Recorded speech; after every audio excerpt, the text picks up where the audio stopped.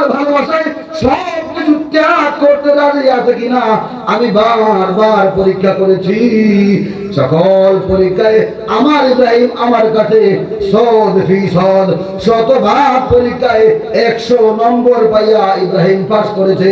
এই মহব্বতের ভালোবাসার পরীক্ষায় যেহেতু ইব্রাহিম পাস করেছে, তখন তো পরীক্ষায় পাস করলে তাকে পুরস্কার দেওয়া লাগে, ঠিক না? ঠিক। আল্লাহর ভালোবাসার পরীক্ষায় পাস করলে কি পুরস্কার, এটা হলো আমার আজকের আলোচনার বিষয়। আল্লাহ বলেন, ক্বালা ইন্নী জাইলুকা লিন-নাসি ইমামা। হে ইব্রাহিম, তুমি যেহেতু আমার ভালোবাসার পরীক্ষায় পাস করেছো, আমি তোমার বদলা দিতে চাই, তোমাকে পুরস্কৃত করতে চাই। এই পুরস্কারটা কি হবে? এই পুরস্কার হইল আমি তোমাকে জনগণের নেতা বানাইতে চাই। জনগণের নেতা, আপনি চেয়ারম্যান হইবেন, নেতা হইবেন, এমপি হইবেন, নেতা হইবেন, আপনি মন্ত্রী হইবেন, প্রধানমন্ত্রী হইবেন। তো নেতা হওয়ার জন্য আমরা দোষী এক পথ, আর আল্লাহ বলেন আরেক পথ। আল্লাহ বলেন নেতা হইতে হইলে কি হওয়া লাগবে? আল্লাহর ভালোবাসার পরীক্ষায় পাস করা লাগবে। আর আমরা আল্লাহর ভালোবাসার পরীক্ষায় পাস না কইরা এমন একটা লাইন ধরছি, এমন গণতন্ত্রের পথে আমরা হাঁটতেছি যেই পথ আল্লাহর ভালোবাসার পথ নয়। আমি যদি সময় পাই খুলাসা করে বলবো, আগে আল্লাহর ভালোবাসার জন্য ইব্রাহিম যে কাজ করছিলেন, কেমন ভালোবাসা পাইছিলেন। ইব্রাহিম আলাইহিস সালামের জীবন যখন শেষের পথে, তখন আজরাইল আলাইহিস সালাম আসছেন। সকল পয়গম্বরের জন্য একটা রুলস আছে, নবী পয়গম্বরের কাছে যখন আজরাইল আসেন, আয়েশা আগে অনুমতি নেন। আমাদের সামনে আসলে অনুমতি নাই, কিন্তু নবী পয়গম্বর আমাদের নবী বিশ্বনবী মুহাম্মদ রাসূলুল্লাহ সাল্লাল্লাহু আলাইহি ওয়াসাল্লামের কাছে যখন আজরাইল আসছিলেন, তখন আয়েশা কিন্তু অনুমতি নিয়েছিলেন।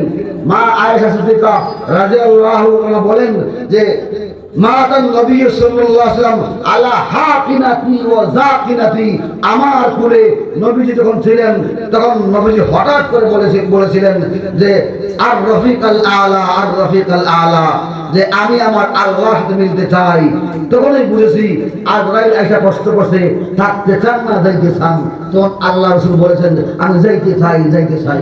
এই অনুমোদন নবীর কাছ থেকে নেওয়ার পরেই নবীজির রূহ কবজ করা হয়েছিল। ঠিক তেমনিভাবে ইব্রাহিম পয়গম্বরের কাছে যখন আজরাইল আসছে, আসার সাথে সাথে ইব্রাহিম আলাইহিস সালাম প্রশ্ন করেছেন। আজরাইলকে জিজ্ঞাসার আগেই ইব্রাহিম প্রশ্ন করে বসছে। আজরাইল জিজ্ঞাসা করবো যে আমি আসছি, তার নিতে অনুমতি আসেনি। ইব্রাহিম আলাইহিস সালাম এতটা বিচক্ষণ ছিলেন, সকল নবী পয়গম্বর বিচক্ষণ ছিলেন। তিনি বুঝে বলছেন আজরাইল আসলে তো জান নেবার জন্য আসবো, আর তো কোনো তার ডিউটি নাই, ঠিক না? ঠিক। ইব্রাহিম আলাইহিস সালাতু ওয়াস সালাম আজরাইলকে দেখার সাথে সাথে ঘোষণা করলেন, একটা প্রশ্ন দিলেন, হে আজরাইল, আমার প্রশ্নের উত্তর তোমাকে দিতে হবে, এরপরে আমার জান কবজ করতে হবে।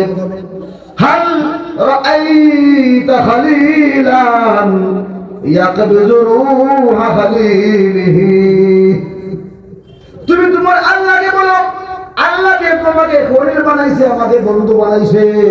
দুনিয়াতে এমন কোন বন্ধু আছে নাকি যে বন্ধু তার বন্ধু জান কবজ করার জন্য দূত পাঠায়? আজরাইল চিন্তায় পড়ে গেলেন, আহারে এইটা তো দুই বন্ধুর মধ্যে আলোচনা, আমি মিডিয়ার পক্ষ থেকে কোনো উত্তর দিলে তো চলবে? মিয়ানে আশিক ও মাসুক মুজেস কিরামান কাতিবিন রাহাম খবরনেস। আশিক মাসুকের মধ্যখানে কথা হইলে মধ্যখানে কেউ আফাদের হইয়া খান দিয়া শুনতে পারে। আজরাইল বলেন, হে ইব্রাহিম পয়গম্বর, আমি মাত্র দূত, আমি মাত্র কথাবার্তা চালান করি।